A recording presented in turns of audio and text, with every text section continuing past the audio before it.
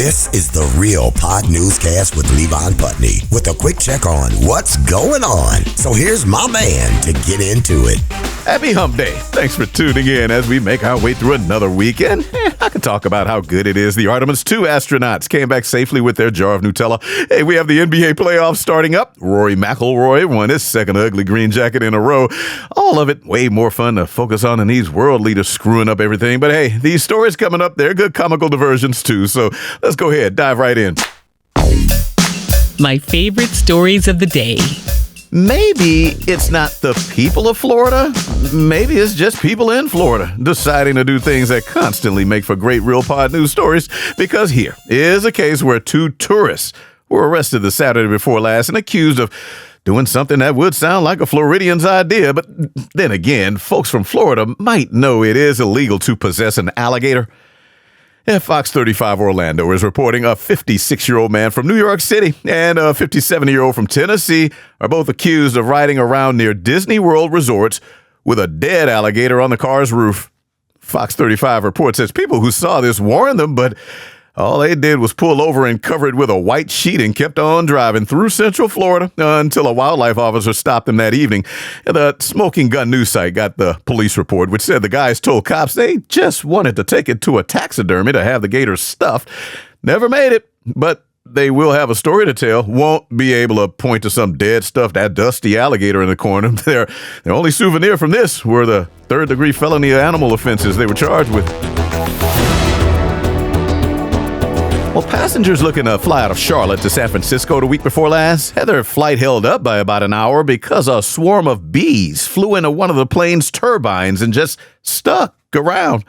The Charlotte Observer newspaper is reporting the pilots at first had no idea why they were having engine trouble, but once they reported it, workers checked and went up there and found out why that turbine was not turbining. So they called a beekeeper who came with a box, and at least one passenger did what everyone does nowadays with anything, recorded video actually of one of the airport workers helping that beekeeper. And that was one bold worker who was only wearing a short-sleeved T-shirt while reaching inside the turbine to get the bees. Ow is something I would love to know how many times he yelled.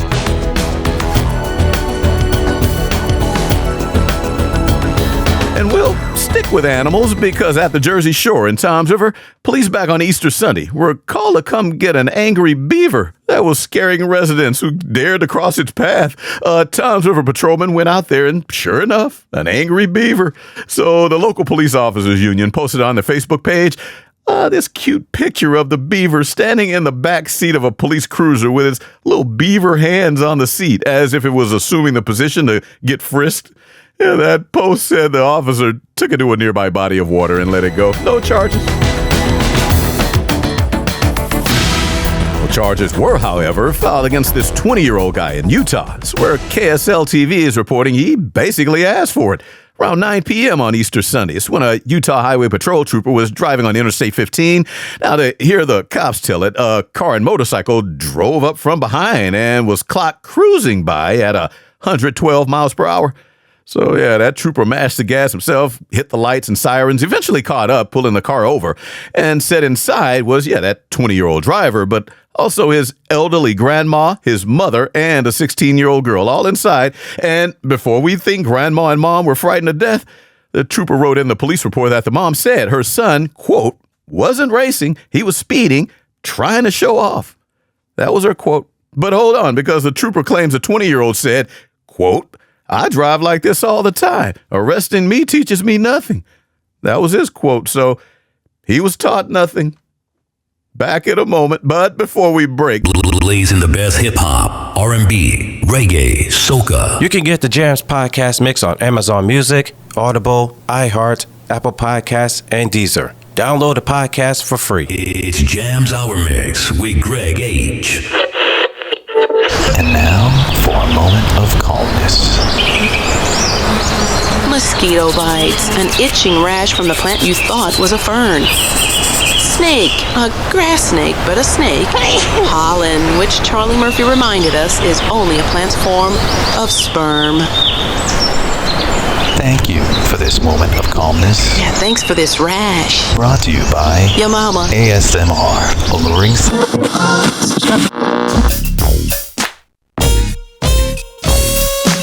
And now for the world around us. In Aberdeen, Scotland, there's one of these alcohol-free bars, that serves non-alcoholic beer, wine, and cocktails, or mocktails, as they call them. Sounds like wild fun.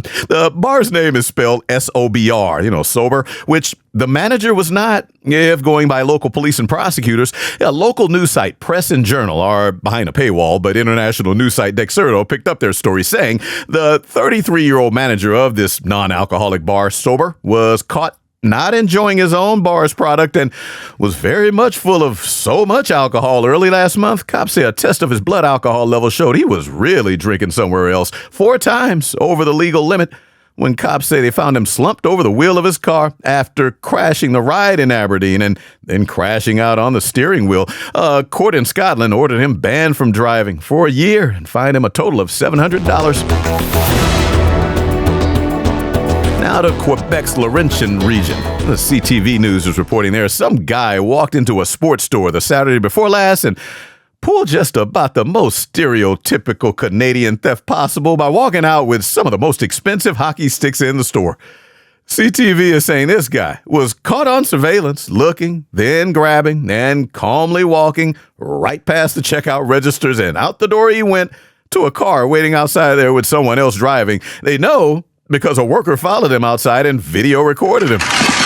Non, laisse faire ça, on va juste appeler la police. Yeah, that's the sound of maybe 10 or so high-end hockey sticks being thrown into the car's trunk. CTV News got that footage from the store worker, and it shows the driver almost pulling off without the thief, who managed to jump in the car without closing the trunk. And that car trunk was flapping up and down as they took off. The store's owner tells CTV those were carbon fiber sticks, altogether worth about $4,000 to $5,000. So cops are looking for them. And oh, Canada, then there's the prank some Canadian engineering students played on anyone who would happen to drive or pass by a small mountain of a rock face above the Sea to Sky Highway 99 in Squamish, British Columbia.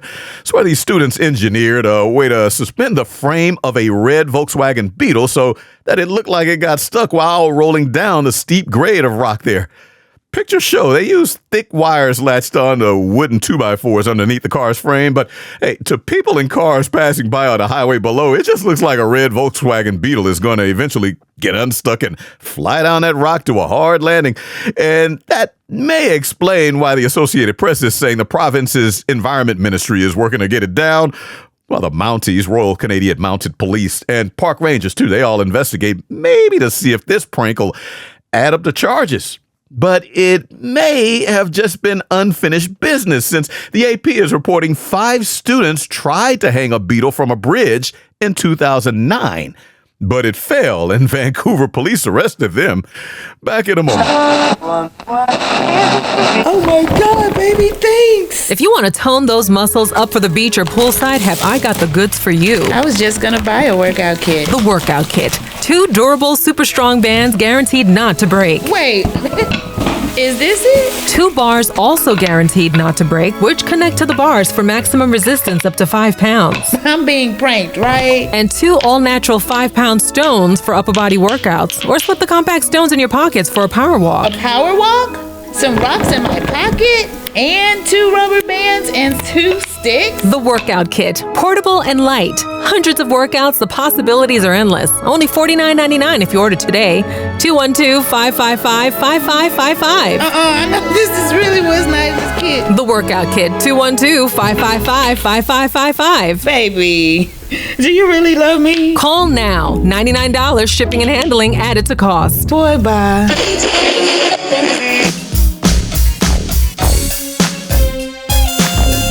What's up with what's going down, though?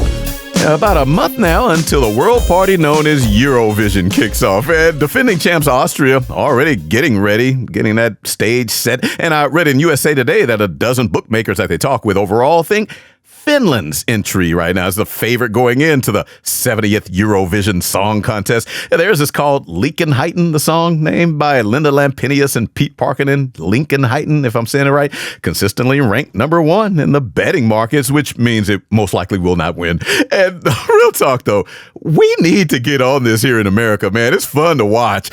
top of the line production, great catchy songs. I checked it out last year. Hey, we've had American Idol, The Voice, America's Got Talent, all these reality talent show contests, and all they are just mini versions of Eurovision. So, yeah, I'm guessing us Americans would love to see this, at least Peacock is hoping, so that's where it'll be streaming and available here in the U.S. European countries and Australia, they air it on one of their TV networks and they stream. Yeah, May 12th and 14th, the semis. That Saturday, May 16th, that'll be the grand final. And more than watching this, though, man, us Americans, we need to get on this. We should have an Amerivision for Canada, U.S., Mexico, and the rest of Central and South America, the Caribbeans. After all, it just came out about a week or so ago that Asia's holding its first European Song Contest Asia. I mean, I don't know why they don't just call it Asia Vision, but whatever. It'll be in Bangkok, Thailand in November, with Saturday the 14th being the day of that final. So come on, America and Africa. Quit tripping. Come on, let's join in on this fun.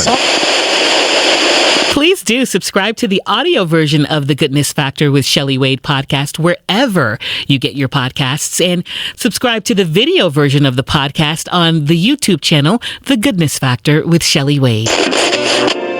In here, this is Mike Mann, keeping the party going with a classic from the Bishop Supreme, Slam Me Sammy. Tell you a little story about two words you never want to hear. At the mall the other day, spotted some hawks that wanted to go my way. Took that little girl to a real nice show, but it turned out she wanted a whole lot more. So I went home and packed all my gear.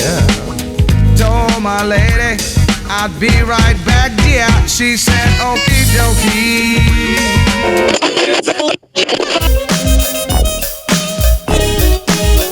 And that about does it for another Real Pod Newscast. Thanks as always for listening, and hope you like and subscribe. Credits for songs used during Celebrity B-Days and in Wednesday's whole Real Pod Newscast, yeah, they're posted on the show's Facebook page. I usually get to that the following weekend, at least that's the way it's been, so I'll get back to that and to social media posts here too shortly, just working out a few things here in the background.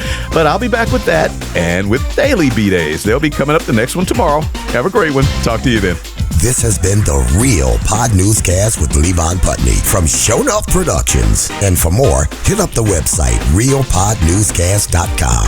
That's real with 2 E's. This is Big Daddy Marty Allen. Thanks for listening.